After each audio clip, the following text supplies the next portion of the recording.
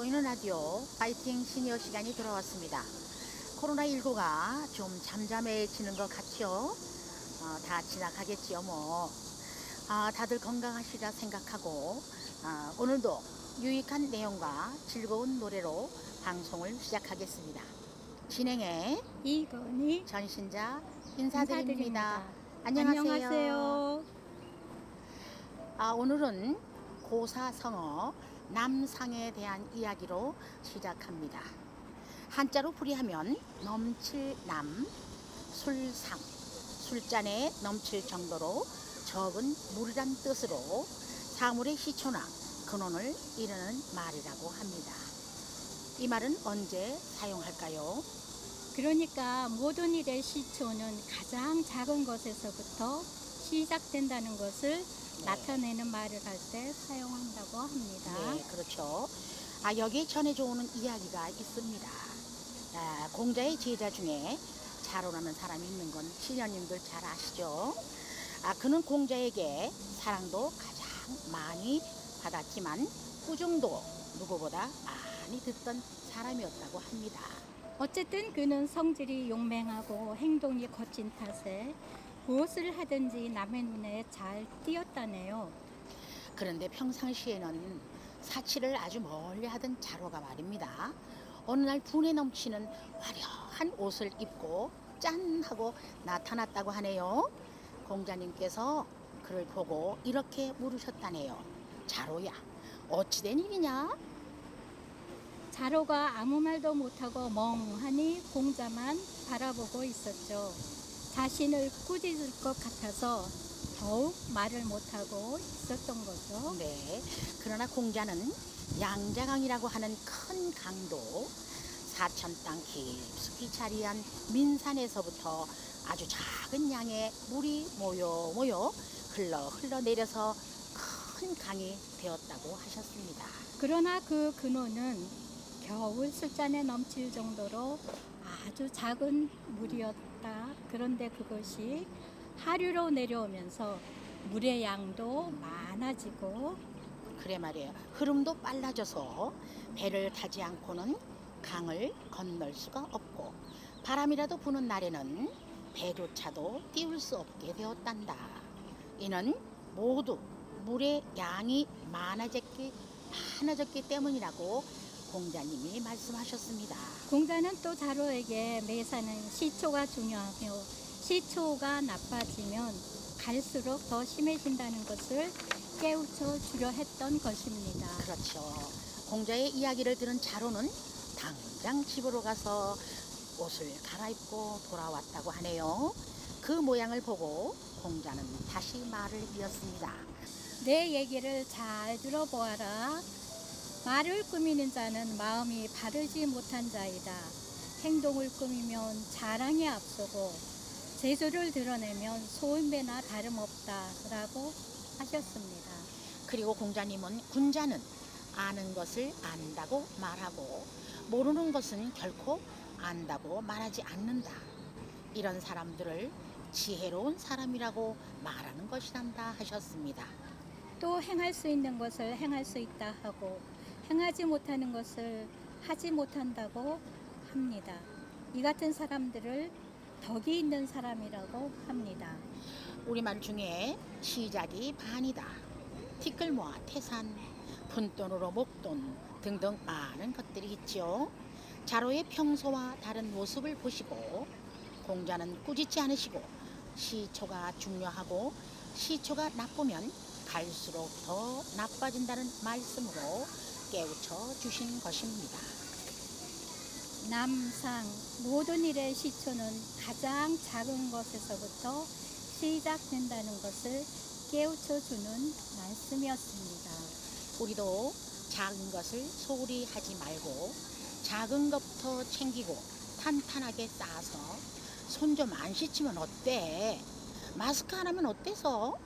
거리 두기는 뭐 하지 마시고 잘 지키다 보면 코로나19는 물러날 것입니다. 예, 그렇겠죠.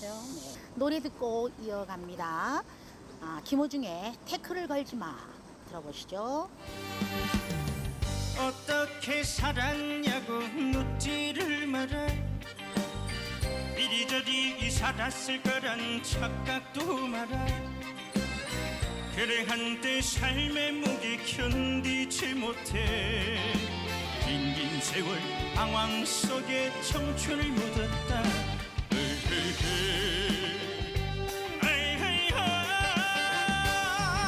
속절없는 세월 탓해서 뭘 해. 되돌릴 수 없는 인생인 것을 지금부터 뛰어 앞만 보고 뛰어. 내 인생에 태클을 걸지 마. 속절없는 세월 탓해서 뭘 해. 되돌릴 수 없는 인생인 것을 지금부터 뛰어 앞만 보고 뛰어. 내 인생에 태클을 걸지 마. 내 인생에 태클을 걸지 마.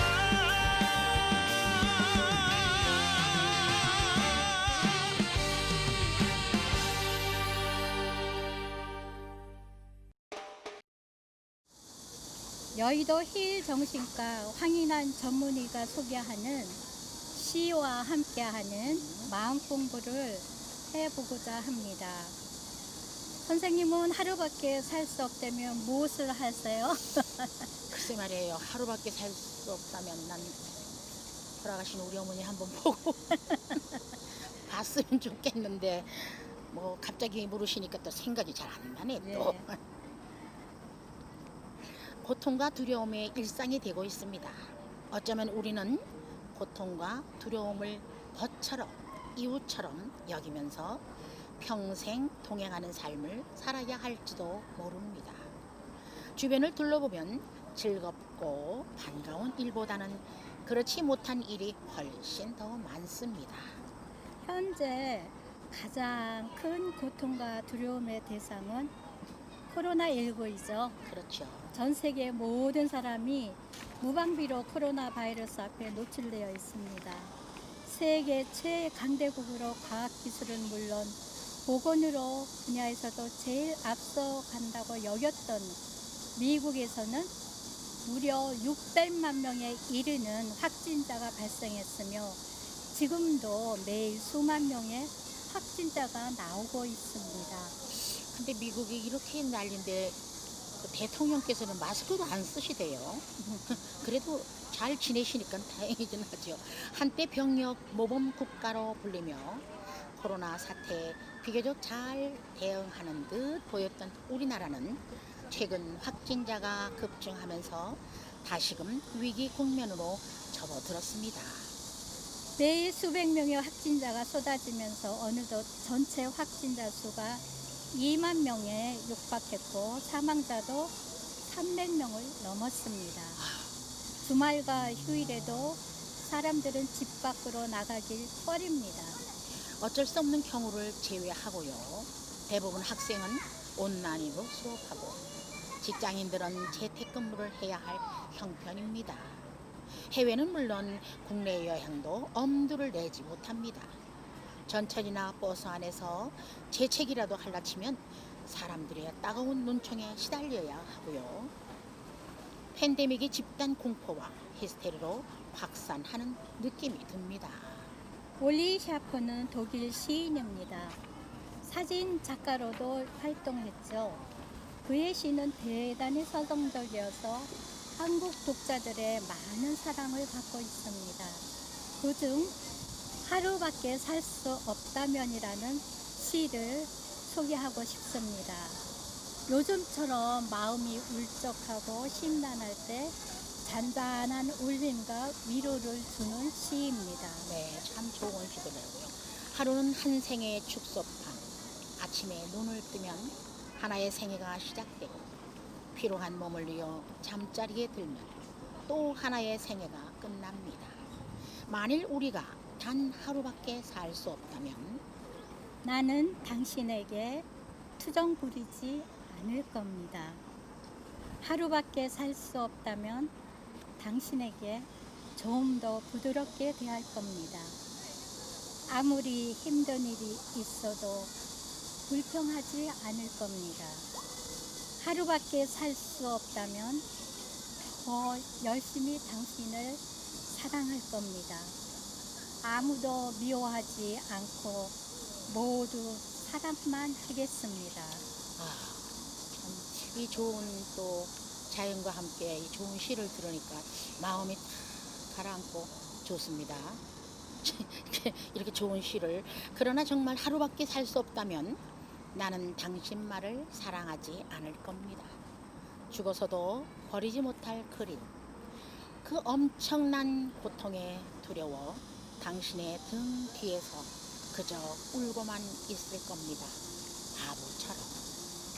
이렇게 하루하루가 쌓여 인생이 됩니다. 오늘 하루가 없다면 인생도 없겠죠. 시인은 우리 인생에 단 하루만 남아있다는 심리적 부담을 줌으로써 오늘 하루를 어떻게 살지 고민하게 만듭니다. 아마도 그만큼 소중한 한 번뿐인 삶이라는 의미가 들어있겠죠.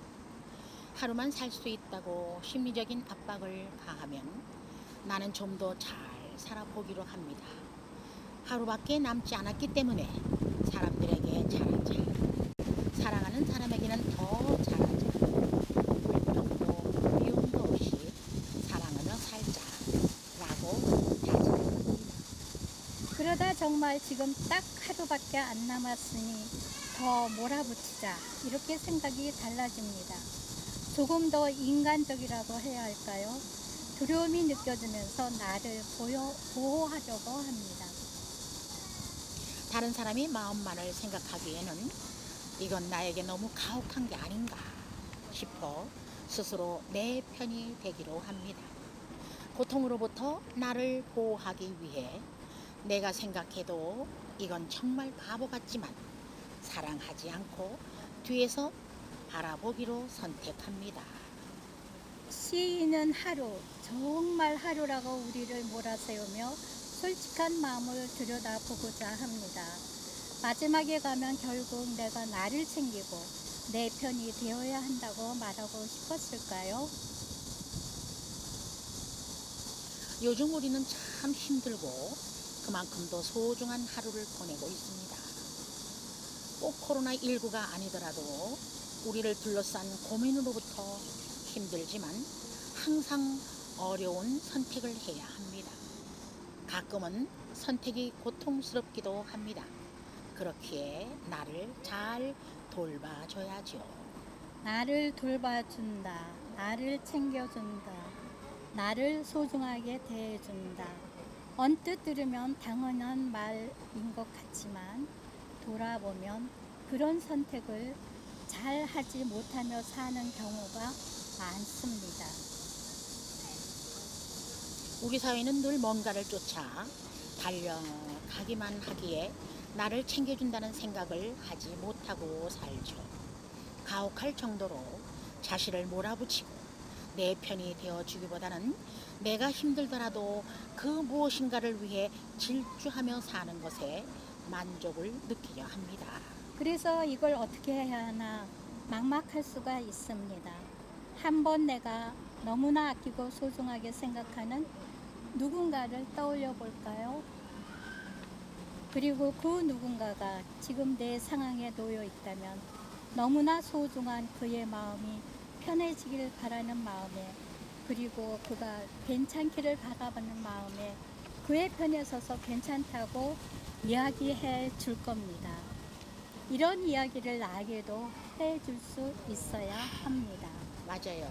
다른 사람을 사랑하기 전에 나를 먼저 사랑해야 다른 사람도 사랑을 많이 주고받는다고 하는데 서로 사랑하는 게 참 좋겠죠.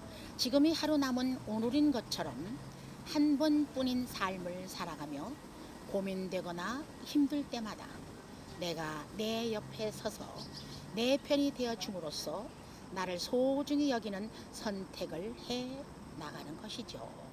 고통스러운 상황에서 나를 편안한 상황으로 옮겨줄 수도 있고, 또 어떨 때는 나를 위한 선택이라고 생각이 되면 고통을 감내하며 무언가를 해보자 할 수도 있겠죠.